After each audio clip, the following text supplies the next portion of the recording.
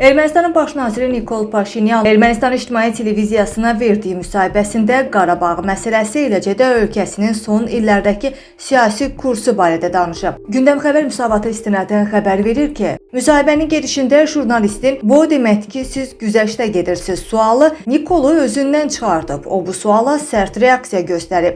Paşinyan Ermənistanın heç nədə güzəştə getmədiyini iddia eləyib. Bir dəqiqə, siz hansı güzəştlərdən danışırsınız? Biz nədə güzəştə getmişik? Heç nədə. Qarabağ məsələsi. Dünya Qarabağı Azərbaycanın bir hissəsi kimi tanımayıbmı? Yaxud Kiranz əski para məsələsi. Biz nəyi güzəştə getmişik? Heç nəyə. Elə real Ermənistan tezisimizdə bunun üzərində qurulub deyə Paşinyan cavabında bildirib. Baş nazir qeyd edib ki, Ermənistanın son illərdə yaşadığı itkiləri inkar eləmir, lakin bununla yanaşı bəzi əhəmiyyətli qazanc və dərslər də əldə edib. Onun fikrincə, əvvəlki illərdə o hakimiyyətə gəlməzdən öncə ölkə suverenliyini, dövlətçiliyini və müstəqilliyini əldən verirdi.